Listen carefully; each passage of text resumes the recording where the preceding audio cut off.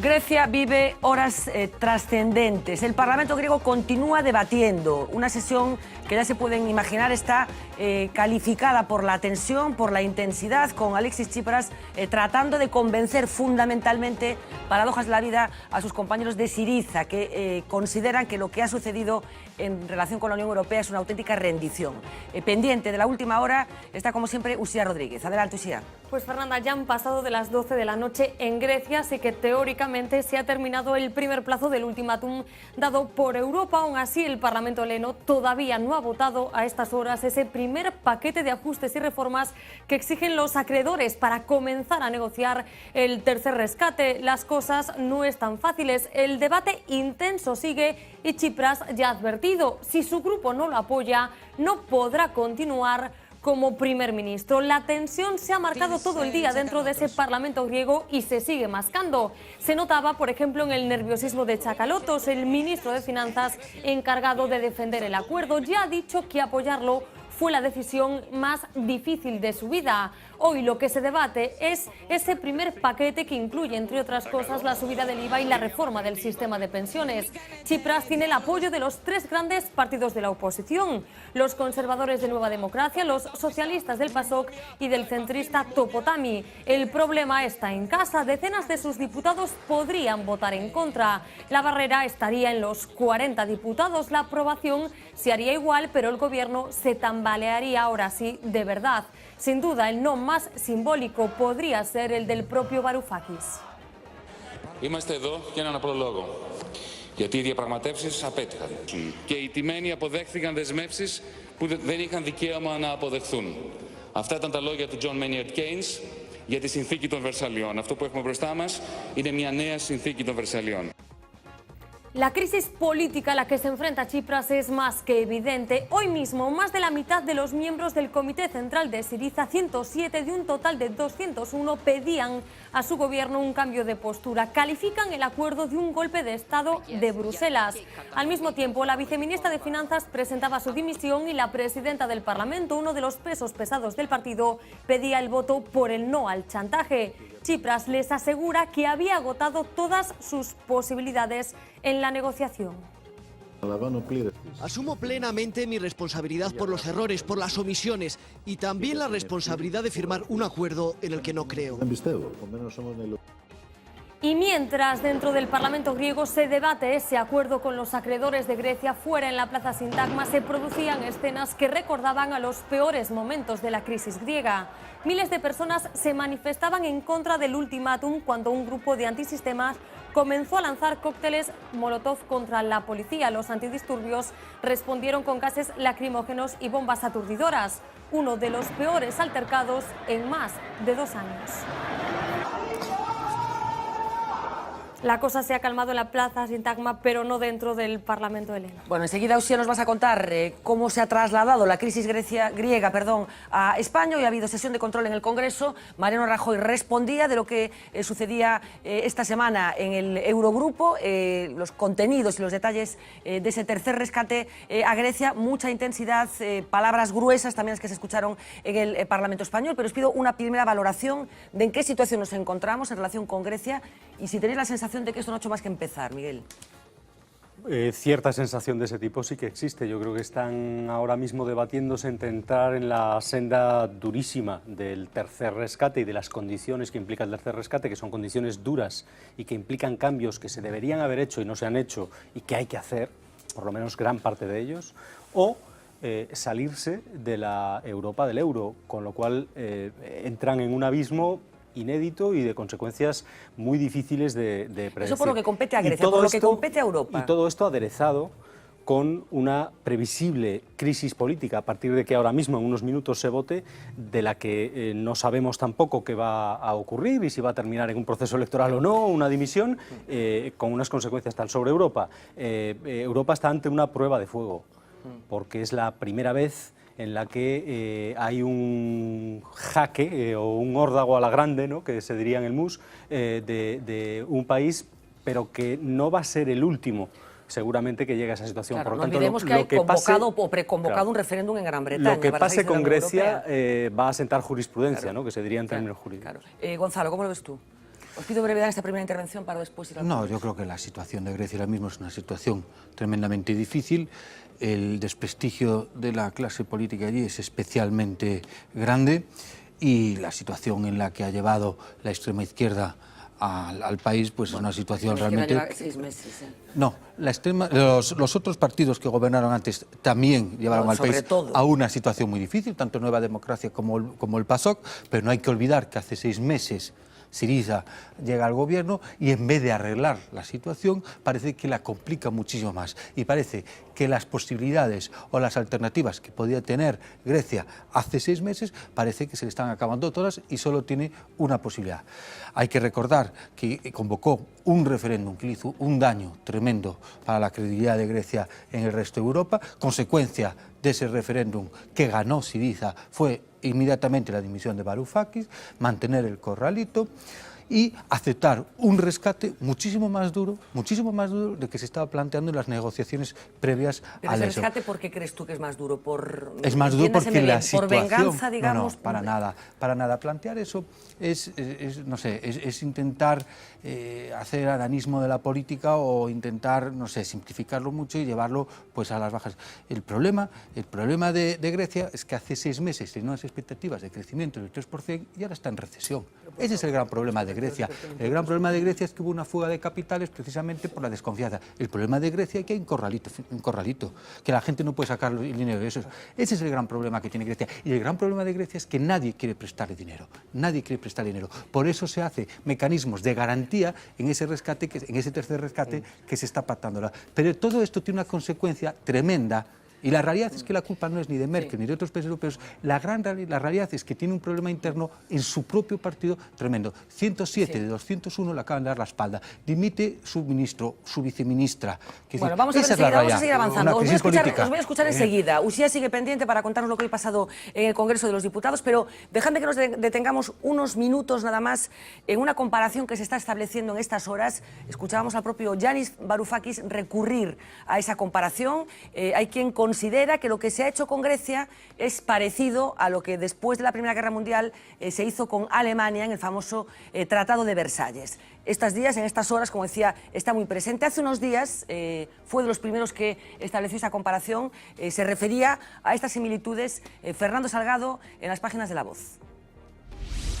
En 1919, mientras las potencias vencedoras discutían el reparto del botín de guerra, un brillante y joven economista, representante oficial del Tesoro británico, abandonó airado la conferencia y, después de pocos meses de escritura febril, publicó las consecuencias económicas de la paz. Resulta impresionante observar la capacidad profética de Keynes. «Que el cielo nos salve a todos», exclama, si nuestro objetivo es conseguir una Alemania empobrecida y que sus hijos se mueran de hambre y enfermen. Por si quedasen dudas del aciago pronóstico, si nosotros aspiramos deliberadamente al empobrecimiento de la Europa central, la venganza, no dudo en predecirlo, no tardará. Esa venganza tardó 20 años y se tradujo en el conflicto bélico más devastador que recuerda la humanidad. La Segunda Guerra Mundial no fue sino una infección generalizada de las heridas nunca cicatrizadas de la Gran Guerra. Pero al menos, en el segundo acto de la tragedia, la voz de Keynes fue escuchada. Las reparaciones de guerra quedaron olvidadas y a Alemania le fue perdonada gran parte de su deuda. Ahora quien capitula es Grecia, un pequeño y destartalado país repleto de señoritos que al parecer viven de la sopa boba. Y Angela Merkel, obviamente, no ha leído las consecuencias económicas de la paz. Que el cielo nos salve a todos. Palabras, como decía, de Fernando Salgado ayer en las páginas de La Voz de Galicia. Puedo intuir por dónde vais a ir vosotros. Me gustaría simplemente un apunte. ¿Creéis que hay alguna relación que se puede establecer, Miguel Ángel, alguna comparación entre lo que pasó con Alemania después de la Primera Guerra Mundial, la tan referida condonación de la deuda posteriormente, incluida con el acuerdo incluido de Grecia? No sé si crees que hay cosas que hay que tener en cuenta y que a lo mejor se están haciendo mal y se están apretando clavijas que puedan tener consecuencias indeseadas. Sinceramente, o sea, desde el punto de vista económico puede que haya ciertas similitudes entre un panorama y otro. Lo que pasa es que todo ello está trufado por una consecuencia política devastadora que es la consecuencia de una guerra, ¿no? Es decir, aquí no estamos en ese escenario. No, pero el punto de la humillación, que hay gente que observa en las condiciones del tercer rescate. Sí, pero es decir, vamos a ver. Se humilló a Portugal, se humilló a Irlanda, se humilló a... Es decir, las condiciones del rescate de Grecia son muy parecidas a las condiciones del rescate que ya se hizo en Portugal y que Portugal hoy ya conocemos qué consecuencias negativas y positivas ha tenido. Lo mismo que en España conocemos las consecuencias de no ser rescatados. Se humilla a España porque hay un gobierno amigo, del mismo color. Si en España en ese momento estuviera Podemos gobernando, se le iba a humillar exactamente igual que se le ha humillado a Grecia. Porque este no es un problema, de tipo económico. En las condiciones del rescate. Miguel, este no es un problema de tipo económico, mira. Que también. Además es un problema de tipo económico. Mira, Pues lo entre las bastante, cosas que hizo mal Grecia, por ejemplo, y que le estamos echando en cara, está el falsificar sus cuentas, que es exactamente lo mismo que acaba de hacer, que se acaba de descubrir que ha hecho la Comunidad Valenciana, donde gobierna el Partido Popular, y nos va a costar 20 millones de euros de multa. Falsificar las cuentas, que es lo que le estamos echando en cara a Grecia que hizo. A mí me parece que hoy estamos ante un salto importantísimo y peligrosísimo. Estamos viendo por primera vez incidentes en la calle. Y esto me parece ya... No, por primera vez no. Prácticamente los enfrentamientos estos por primera vez. Durante el gobierno de Syriza, estos días no se vio ni un solo... Durante Syriza no. Durante Syriza muy duro. Coincidiendo con la fractura de Syriza. Capitaneados por la extrema derecha y la extrema izquierda. Durante la negociación no hubo ni un solo incidente. Bueno, pero coincide con la fractura de Syriza, se ha dado un salto importantísimo. Los mismos que estaban echando cócteles Molotov ahora se sentían representados por la ese extrema gobierno. izquierda, ya sé que es la extrema izquierda, pero mira, Romano Prodi, que no es nada sospechoso, dijo dos cosas que yo firmo absolutamente. Y debe de saber algo de Europa, ¿no? Debe de saber algo de Europa. Primero, denunció la postura intransigente de Alemania. Eso lo hizo Romano Prodi anteayer, en primer punto. Y en segundo lugar, puso en duda que el futuro de Europa, que Europa tenga futuro, de esta forma. Es decir, eso lo ha hecho Romano Prodi, que conoce... Y hay cabeceras, claro, por ejemplo, The Economist conservadoras, digamos, que están diciendo que ojo está con diciendo la letra pequeña. que Te escucho enseguida, Carlos, porque lo que ha pasado en las últimas horas tiene que ver con una crisis interna también dentro de la propia Syriza. Como les contábamos, el Parlamento sigue debatiendo con intensidad las condiciones de ese rescate, pero hemos visto a dos protagonistas políticos evidentes de esta Grecia en los últimos meses, pues intercambiar palabras gruesas entre ellos. Estamos hablando de Alexis Tsipras y de Yanis Varoufakis. Marina Cabegato. Sí, ellos eran, Fernanda, el dúo del momento. Tsipras y Varoufakis, el presidente griego más tímido y diplomático, y su ministro de Finanzas más radical, impulsivo y algunos dicen que incontrolable. Ellos tuvieron sus más y sus menos, pero desde fuera siempre se interpretó los movimientos que escenificaban un apoyo mutuo. Cuando salió la polémica, cuando saltó la polémica después del posado de Varoufakis con su mujer en la terraza, Tsipras salió a rescatarlo paseándose con él por el centro de Atenas para demostrar su apoyo. Cuando desde Europa le dijeron que era imposible negociar con su ministro de Finanzas, Tsipras nombró a Tsakalotos como responsable por la negociación, pero dejó a Varoufakis que se mantuviera a la sombra. Y cuando esta semana se anunció que el ministro estrella dejaba de serlo, muchos interpretaron que había sido una moneda de cambio exigida por la Unión Europea. Pero desde entonces, desde este domingo, sus diferencias han salido a la luz. El primero en atacar fue el exministro de Finanzas, Varoufakis, quien en una entrevista, en una entrada en su blog, acusaba al actual gobierno de ceder a una capitulación que busca convertir, decía, Grecia en un vasallo del Eurogrupo. Hoy vuelve al ataque. En su última entrevista a la prensa le preguntan qué pasó realmente tras el referéndum. Él dice que Tsipras interpretó el no como una ventaja a la hora de negociar, pero no como un arma para conseguir sacar su propuesta adelante. Nuestro primer ministro se reuniría con los líderes políticos e iba a aceptar que, ocurriera lo que ocurriera, nunca nos mostraríamos agresivos. En definitiva, nos habíamos rendido. Dejamos de negociar. ¿Le sorprendería que dimitiera Tsipras? Ya no me sorprende nada. Nuestra eurozona es un lugar incómodo para las personas decentes. Tampoco me sorprendería que se quede y acepte un pésimo acuerdo. Comprendo que se siente obligado con los que nos han apoyado y no quiere que nuestro país se convierta en un estado fallido. Él dice que de Tsipras ya no le sorprende nada, así que Tsipras también ha decidido atacar. Él considera que Varoufakis puede tener calidades, pero que no es un buen político. Ser un brillante economista y académico como Varoufakis no implica ser un buen político. Comenzó con brío las negociaciones con los socios, pero en estos meses ha cometido errores, de los que yo soy el principal responsable. Y hoy Varoufakis fue uno de los más duros en el debate del Parlamento. Él defendió el no en la votación. Él considera que Grecia se encuentra en esta situación porque el gobierno no ha sabido negociar. Las negociaciones con Europa, dice, han fallado. Είμαστε εδώ για έναν απλό λόγο. Γιατί οι διαπραγματεύσεις απέτυχαν. Καταστροφική λογική, δίθεν λογική.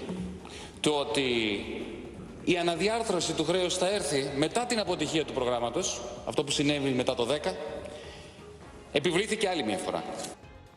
Parece que se ha roto, Fernanda, la pareja Varoufakis-Tsipras. Bueno, pues efectivamente, Carlos, parella de feito que xa non é tal. Sí, pero a ver, pero que eu creo que isto que está pasando é normal no seguinte sentido, e a mí non me alegra en absoluto. É dicir, Sirisa era, a pesar de que do que diga Gonzalo, tiña sentido nun escenario que desde o día 12 desapareceu. É dicir, Sirisa o que viña a decir é, nos pensamos que é posible dentro do euro, dentro da Unión Europea, defender políticas distintas da austeridade. Bueno, o día 12 demostrouse que iso é imposible, que dentro do euro non caben outras políticas, iso demostrouse. Entón, o que está pasando con Sirisa, que vai romper, que Tsipras sairá do goberno, porque é o que leva intentando Alemania, etc., etc., bueno, pois iso é así. Que vai surdir despois de Sirisa? Pois non o sei. Verdade, estamos nun daqueles momentos que decía Gramsci, tamén entre guerras, decía, o pasado xa non serve, o futuro non naceu, tempo de monstruos. Pois aparecerán monstruos, seguramente. Agora, eu creo que non debemos mirar a Grecia. Sí, porque que crees que vai pasar no concerto europeo? Bueno, o que vai pasar, se establecemos algún paralelismo con Tsipras, cando chega e intenta xustificar o acordo, a min o que me lembra é a Neville Chamberlain, non? Aquel primeiro ministro inglés que chega de Múnich en setembro de 1938, baixa do avión e di, acabo de conseguir a paz para a nosa época, despois de sacrificar Checoslovaquia, non? Que Hitler toma os Sudetes, e logo, por certo, Polonia, que logo foi invadida por Hitler un ano despois, toma tamén outra parte de Checoslovaquia, Hungría outra, que ese é o papel que está xogando España e outros países europeos, alegrándose, verdade, do que está pasando en Grecia, como dicindo, isto non vai con nos, e collendo tamén as miras. Pero non sei se pensades que se está... Gonzalo, eu estive, Gonzalo, tranquilo, que eu te estiven escoitando.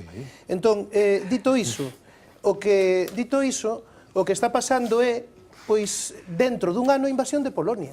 Dentro dun ano invasión de Polonia. Quen pense que isto... Con Wagner sonando.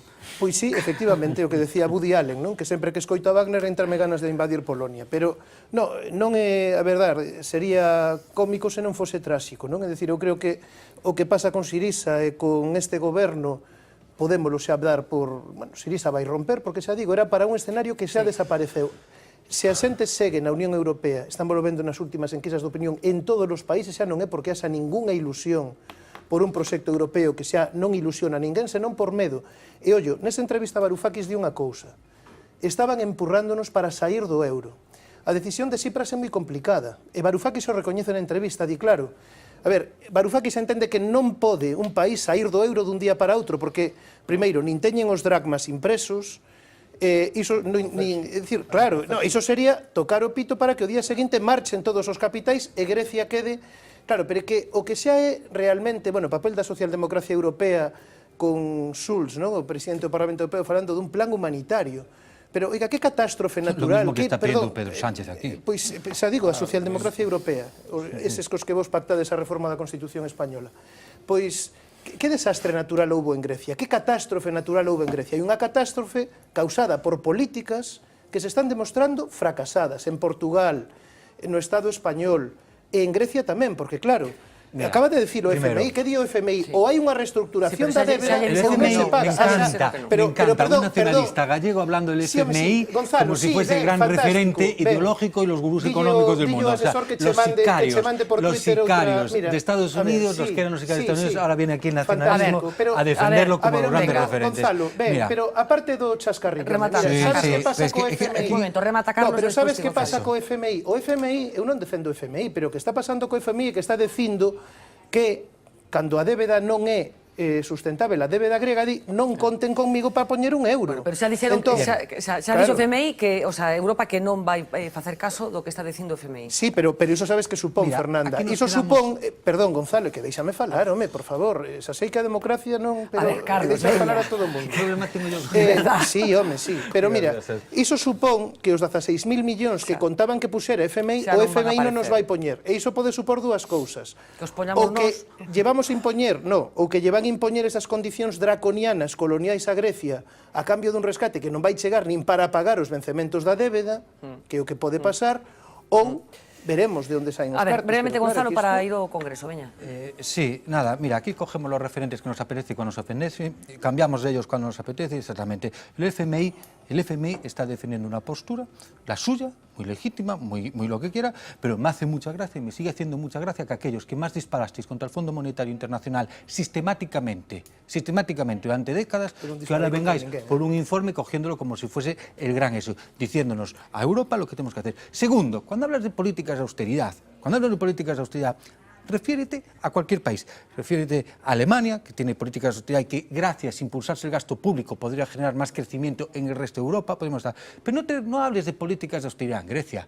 ¿Qué deuda tiene Grecia? ¿Cómo que no? ¿Qué deuda tiene Grecia? Pero vamos a ver, ¿Qué pero deuda as tiene políticas de Grecia? austeridade Claro. producen máis débeda, home, as políticas de austeridade producen máis débeda. Bueno, pero sí, claro, porque cayó el ¿Recortaron PIB, en ¿cuánto? Un Grecia o no? 70%. No cayó un No PIB. recortaron en 70%. Grecia. A ver, hay una cosa que si tiene que llegó ver- si llegó a tener esa deuda es precisamente porque De no todas maneras, tuvo Gonzalo, absolutamente ninguna un política momento. austeridad. Las Segundo, políticas de austeridad en España no han servido para reducir la deuda. Ao revés, en Galicia tampouco, por certo. es que las políticas de austeridad sirvieron para contener el déficit, claro que sirvieron Bueno, para pero no contener para el déficit. reducir la deuda. No, Para que se claro, disparase es que en la ningún deuda. momento hablamos de reducir la deuda No, pero dices tú que las deuda políticas cero. de austeridad son ¿Y la qué déficit vacuna tiene para reducir Grecia? la deuda. Exactamente, pero ¿qué déficit tiene Grecia? Es que me estás planteando un escenario como si Grecia no tuviese déficit y como si no tuviese No, deuda, no, y yo entonces no está digo- con un no, problema pero digo- de liquidez ¿pero qué tremendo dices? precisamente por las políticas de austeridad. Pero Si que non é un Grecia problema de hubiese liquidez, hecho é un lo que tenía problema que de haber que a hecho débeda en el primer non é rescate, sostenible, si hombre. Grecia no hubiese engañado como engañó Nueva Democracia cuando fue el primer rescate y cuando fue el segundo rescate, seguramente que no estaría en Bueno, esta situación. dejadme- Con Mario Draghi por favor, asesorando o goberno grego, Ya se por engaña certo. con Si la vais a- entrada en Europa. Exactamente. Ya se engaña con la entrada en Europa. Exactamente. Hay quien dice que llevan engañando desde Heráclito. Claro, es que yo creo que Claro, son- a ver, perdona, que se hable de Gonzalo. Grecia, de política de austeridad, Bueno, me dejadme un troncho, momento, porque me vais a troncho, poder me seguir troncho, discutiendo, de verdad, Pero que y el un día está muy rescate, intenso, por y favor. un rescate, inyectarle 80.000 millones en su economía, en ningún momento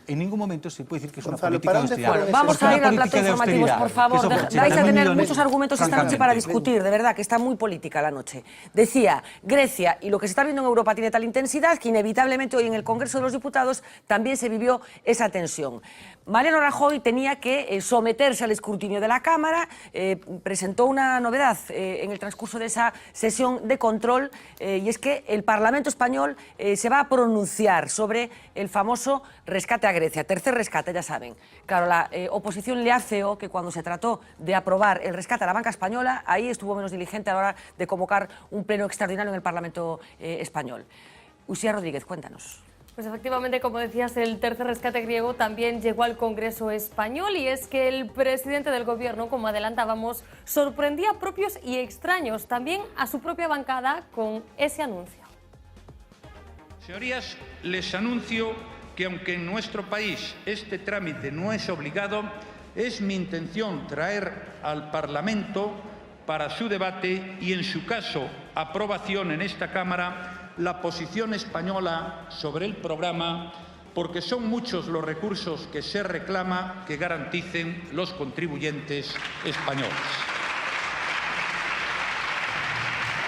El caso es que solo 6 países de la Unión Europea están obligados a votar en sus respectivos parlamentos el nuevo acuerdo con Grecia. Son Alemania, Holanda, Finlandia, Austria, Estonia y Eslovaquia.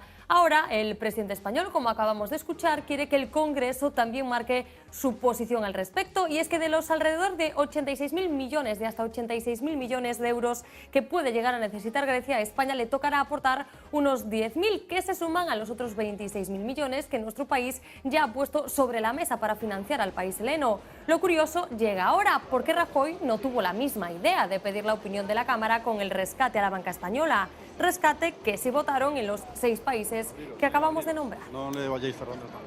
Pero debía hacer lo mismo con el rescate bancario en nuestro país, que fue debatido y aprobado en el Bundestag alemán, pero fue evitado su aprobación en el Congreso de los Diputados.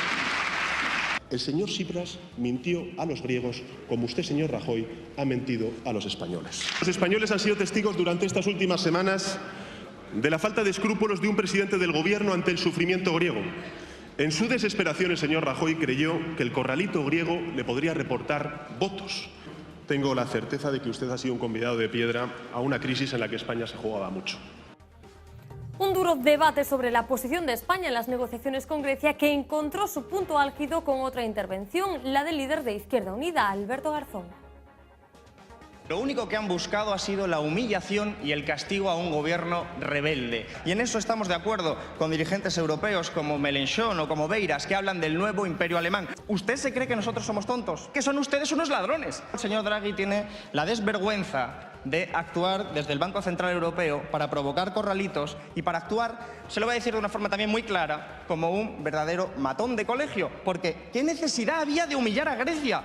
¿Qué necesidad había de humillar al pueblo griego? Y Alberto Garzón terminaba esa intervención haciendo un regalo a Rajoy, precisamente el libro Las consecuencias económicas de la paz, de Keynes. En él, como sabemos, se analizan los efectos de ese Tratado de Versalles, del que todo el mundo parece hablar ahora. Pues, como vemos, Fernanda, otra vez Keynes y otra vez el Tratado de Versalles. Pues efectivamente, nunca hemos hablado tanto de Keynes como en los últimos tiempos y del Tratado de Versalles, que creo que vamos a hablar mucho también en los próximos días. Dureza de Alberto Garzón, que por cierto fue afeada por el presidente del Congreso, por Jesús Posada, que le pidió que utilizara otro tipo de vocabulario después de que llamara a Rajoy y a parte de los líderes de la Unión Europea ladrones. Vamos a ver una imagen y enseguida os pregunto, bueno, qué valoración hacéis de cómo está digiriendo la política española lo que tiene que ver con Grecia, pero una imagen que nos ha llamado muchísimo la atención. Saben que Rajoy, hasta hace poco, hasta que el Partido Popular decidió modificar cosas de su política de comunicación, bueno, pues tendía a abandonar el Congreso de los Diputados y meterse directamente en el coche. Lo hemos visto en muchas ocasiones. Hoy, nada que ver. Hoy se ha paseado con calma, ha recorrido unos cuantos metros, 250 metros más o menos, entre el Congreso de los Diputados y un restaurante al que se dirigía. Y vamos a ver las dos imágenes para que vean la diferencia. Y como vemos, a la izquierda de sus pantallas lo que hoy hizo el presidente del Gobierno y a la derecha lo que suele hacer, lo que solía hacer hasta ahora, que es desaparecer en un coche. Hoy se ha detenido, se ha parado incluso con algunos ciudadanos que se cruzaban con ellos, incluso ha aceptado realizarse algunos selfies.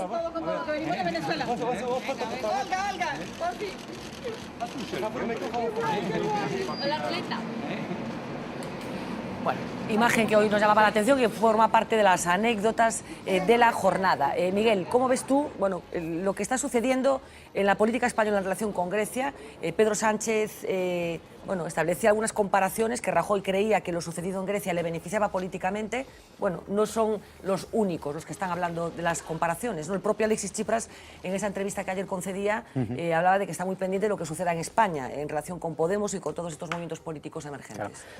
Sí, hombre, lo malo de Pedro Sánchez es que es presa de su pasado, porque habla como si no hubiera pertenecido al grupo parlamentario del Partido Socialista, que durante muchísimo tiempo negó la crisis, que en mayo del 2020 cogió su programa electoral y lo arrojó a la papelera. Que modificaron la Constitución para meter... sin consultarlo.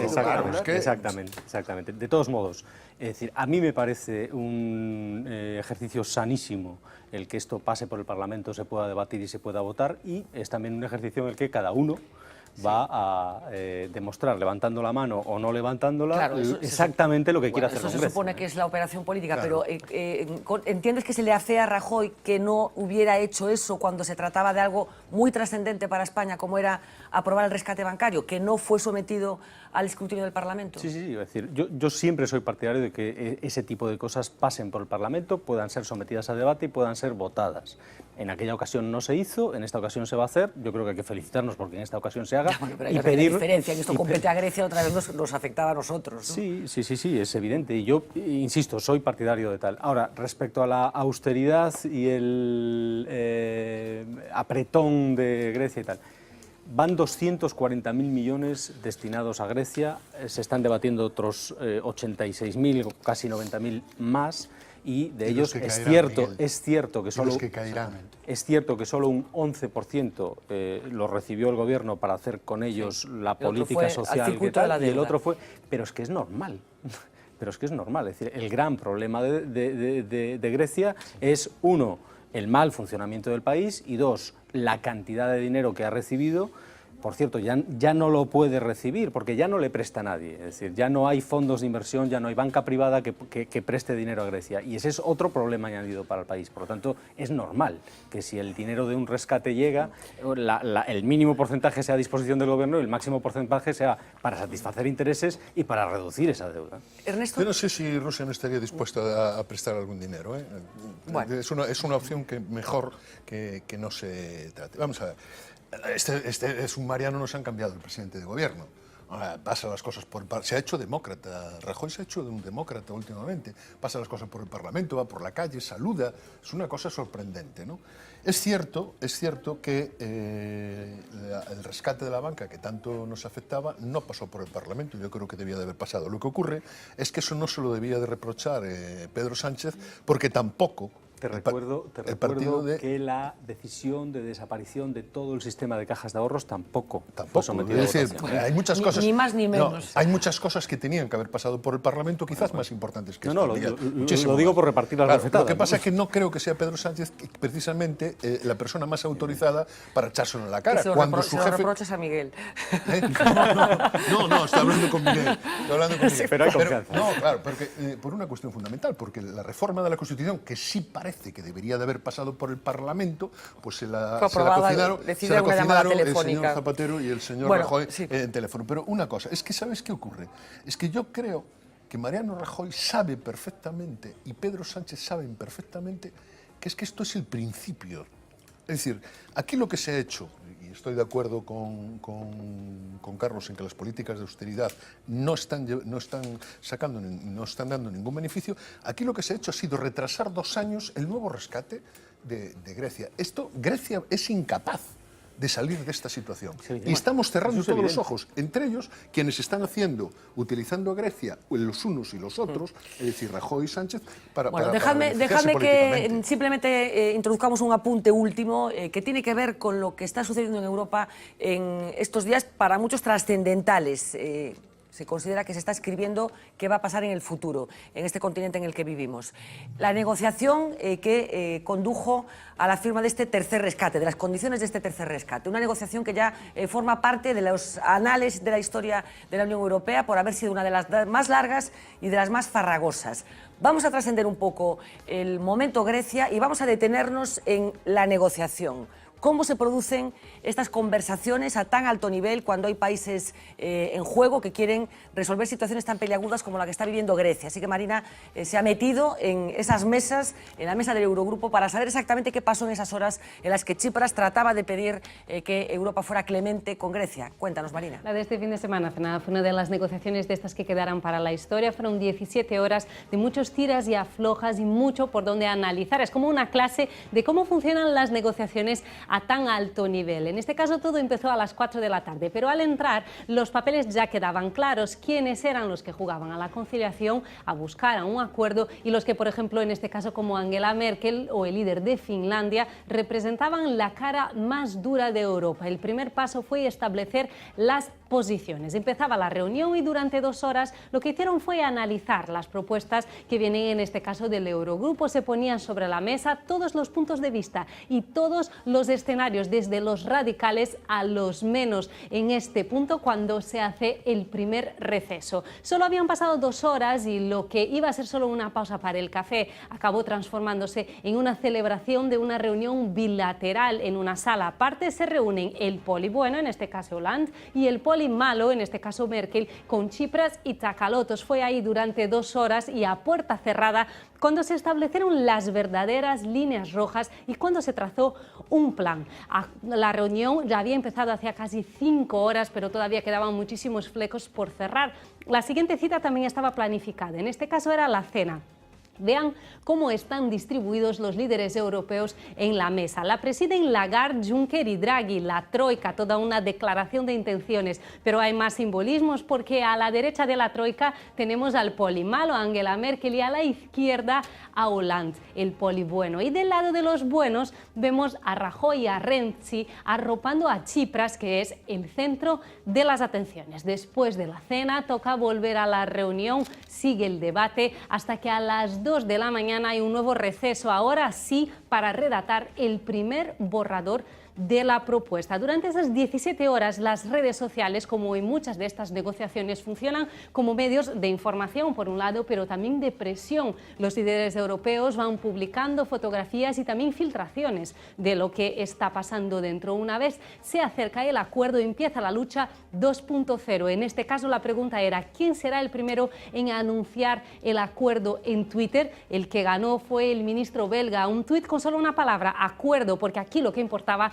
era ser el más rápido. Le siguieron los tuits de los demás líderes europeos confirmando el resultado de la reunión. La rueda de prensa oficial, Fernanda, solo tuvo lugar 1 hora después de ese tuit. Bueno, pues la negociación, una de las más intensas, dicen que se ha producido en el seno de la Unión Europea, que yo, y rematamos este asunto con esta pregunta, no sé si creéis que está escribiendo un capítulo final o un punto y seguido, o qué pronosticáis que suceda, y quién cree que el euro puede estar en peligro, que la salida de Gran Bretaña está más cerca que nunca y que después de Gran Bretaña pueden venir otros. Miguel. Bueno, el euro está en uno de los momentos más intensos, vamos a decirlo así, de tal. Pero es que no hay que olvidar que el dinero que finalmente vaya a Grecia sale de los países, porque como decíamos antes, ya nadie le presta dinero a Grecia. Entonces, los países, imaginaos una entidad financiera que está en el dilema de rescatar o no rescatar una empresa en grave peligro. Cualquier entidad financiera estudiaría cómo está esa empresa. Si en esa empresa no funcionan las máquinas, ¿la entidad financiera debe rescatar la empresa o debe obligarle a reparar las máquinas? Porque eso es lo que los parlamentos de los distintos países que van a poner dinero tienen que ver. Entonces, ¿se le obliga a Grecia a reparar las máquinas de la manera que se considere más oportuna, con los cuidados sociales que haya que tener, por supuesto, porque hablamos de personas, te contesto yo a eso si me dejan, ¿sí? Te contesto yo a eso. Imaginemos una sociedad donde nos comprometemos todos a ayudarnos los unos a los otros y tenemos unos principios básicos de solidaridad. Ya, bueno, pero la solidaridad... No, espera, déjame bonito, Ernesto, pero es un poco demagógico. No, eso es la base, esa es la base. Ya, hombre, pero... Esa es la base sobre la que se crea la Unión Europea. Esa es la base sobre la que se crea la Unión Europea. Sí, tienes toda la razón, tienes toda la razón. Pero permítame que te diga una cosa, es verdad que eso, pero esa solidaridad también carrea unas obligaciones. Claro. Y tú eres solidario con otros ciudadanos. Claro, de aquí, pero Gonzalo, tienes unas obligaciones fiscales. Absolutamente. Claro, y laborales. Absolutamente, y yo estoy de acuerdo. judiciales. Pero si yo estoy de acuerdo. O sea, yo lo que no puedo hacer es decir que Grecia se tiene que ir de rositas. Grecia tiene que pagar. Pero lo que yo creo que si hay un principio de solidaridad, lo que no podemos hacer es lo que estamos haciendo con Grecia, que es apretándola sabiendo, porque el problema, mira Gonzalo, el problema no es que Grecia pague, el problema es que sabemos todos, y lo sabe Angela Merkel, y lo sabe Mariano Rajoy, y lo sabe Hollande, y lo saben todos, que Grecia no puede hacer frente a estos pagos. Bueno, dejadme que, muy brevemente para acabar, venga. No, vamos a ver, eu creo que todos somos conscientes dunha cousa, non sei se é o punto final, pero desde logo inicias unha etapa totalmente distinta. A partir de agora xa non é tabú, verdad, de falar de sair do euro, en ningún dos sentidos, nin de votar a un país do euro, como eu creo que aprazadamente está facendo a Alemania, porque este rescate non vai resolver nada. Este rescate que vai facer que Grecia en 2 anos teña que sair do euro, parece e Alemania a presión de Schäuble está sendo constante mesmo agora. E Alemania o que vai decir é, non é que a votemos, é que marchan eles. Eu digo unha cousa, mire, desde o ano 1956 que se creou o Clube de París, que é un grupo de países acreedores, houbo 408 acordos de reestruturación de débeda con países, verdade, como Portugal, como os Emiratos Árabes, Israel, como Corea do Sur, verdade, que agora é un país, como Brasil, como Chile, Turquía, Nova Zelandia tamén como país debedor. É dicir, o que se está dicindo é algo de sentido común. Grecia ten unha débeda enorme que non pode soster. Non é un problema de liquidez, é que é unha débeda que ten que reestructurarse, que é o que di o FMI, non é que eu defendo o FMI, pero por unha vez ten unha visión realista sobre o problema.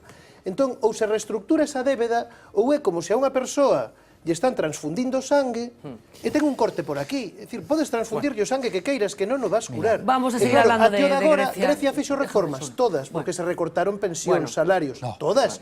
Para os traballadores e para a xente de abaixo, todas. Pero é que iso Estámoslo vendo en Portugal, no Estado español, en todas partes, non crea crecemento. O revés. Dejadme un momento. O que crea desigualdade. Es que vamos a seguir hablando, es que vamos a hablar precisamente... España no está precisamente en decrecimiento. Está creciendo un 3,5%. Pero ¿cuál es la desigualdade que hai? Bueno, pues vamos a hablar justo de eso, vamos a hablar justo de eso. Dejadme que introduzcamos una polémica, por si teníamos pocas hoy en la mesa, vamos a introducir una polémica. Una polémica que tiene que ver... Por favor. Una polémica que tiene que ver, decía, con las estadísticas oficiales. Ayer una persona escribía un artículo en un periódico, se llama Joaquín Leguina y el periódico es El Mundo, poniendo en duda las cifras oficiales de pobreza, que como saben indican que en España el 30% de las personas vivirían por debajo del umbral de la pobreza. Es un artículo en el que explica su razonamiento. Él considera que hay dos tabúes en estos momentos en la sociedad española que pasan por dudar de que las cifras de paro sean reales y que realmente indiquen la cantidad de personas que están en situación de desempleo, y otras son las cifras de pobreza. Él considera que no hay un 30% de pobres en España. Vamos a apuntar simplemente cuál es la teoría que ha desarrollado Joaquín Leguina y que, por cierto, ha incendiado, como no, las redes sociales. Marina, cuéntanos. Pues Fernanda, el presidente socialista de la Comunidad de Madrid no se cree esta cifra. Según la última encuesta del INE, el 22% de los españoles vive bajo el umbral de la pobreza. Son datos del año 2014 que este doctor en Economía y Demografía no acepta. Joaquín Leguina cuestiona qué es ser pobre, habla de indicadores alegres. También se pregunta cómo se puede medir lo que es una vida decente y afirma que en sondeos como el del INE los encuestados mantienen como bellacos, pero pocos se atreven a cuestionar esta cifra, una realidad que tantas y tantas veces ha sido utilizada como arma política. Los periodistas ya sabéis que yo pienso que tenéis una función esencial. Lo que he explicado es que creo que en muchas ocasiones hay diversas maneras de tratar una información que puede llevar a conclusiones que no son las que se pueden derivar de esa primera información. Esas no eran las declaraciones que queríamos escuchar. Vamos a escuchar cómo los políticos utilizan muchas veces la palabra pobreza como arma política. A xente pasa fame. Con pequenos que chegan das súas casas aos colexios malnutridos. Hai muchos niños que no comen. Que hai nenos e nenas que pasan fame. Decir que os nenos galegos están desnutridos é un insulto a toda o Servicio Galego de Saúde. En Vigo nadie duerme en la calle. 2013. Ahí aparece la desigualdad. Son sus políticas las que nos han llevado a esta situación. 17% de índice de pobreza. É unha cifra espeluznante. No ano 2007 o 20,9%, no ano 2008 o 21%. Cara da verdad que a Xunta de Galicia non quere ver que a pobreza... Vamos a entrar en los detalles de la crítica de Leguina. Él cuenta que para medir la pobreza se tienen normalmente en cuenta tres factores. Son la renta, el consumo y el trabajo. Y se centra especialmente en la renta. El umbral de la pobreza se fija así. Se calcula el 60% de la renta media de un país y todo lo que sea inferior a esa cantidad se supone que es ser pobre. Leguina mantiene que esa cifra no aporta datos de pobreza, sino de mala distribución de la renta y pone un ejemplo. En un país X la renta media es de 370.500 euros al año. El umbral está, por lo tanto, en los 222.000. El 40% de los que están por debajo serían, por lo tanto, pobres, algo que el socialista no tolera. Dice que ese 40% puede vivir muy bien con esos 200.000 euros. Y no se queda ahí, porque en cuanto al consumo se suelen utilizar estos 9 indicadores: poder pagar una hipoteca o un alquiler, la calefacción, el teléfono o la lavadora. Y si alguien no se lo puede permitir 4 de estos indicadores, eso significa que es pobre. Aquí él también discrepa porque él pone otro ejemplo. Un vecino de una aldea dice que es vegetariano, que no tiene móvil ni televisión y que prefiere lavar la ropa a mano. Las estadísticas dirían que es pobre cuando realmente solo se trata de una opción de vida. Leguina, que tan solo por su puesto en el Consejo Permanente del Consejo Consultivo de la Comunidad de Madrid cobra 5.500 euros netos al mes, advierte, por cierto, que es consciente de que todo aquel que se atreve a cuestionar los datos oficiales contra el riesgo de pobreza puede ser tachado de derechista o desalmado. Fernando. Bueno, pues como decíamos, un artículo y una tesis que ha levantado una auténtica polvareda. Voy a escuchar enseguida lo que opinan mis compañeros de mesa y vamos a ver también lo que opinan los gallegos que nos hemos encontrado por la calle para hablar de este asunto concreto. Muy interesante lo que Mila Méndez ha rescatado de las declaraciones de esas personas a las que procuramos siempre pedir opinión. Será después de la publicidad.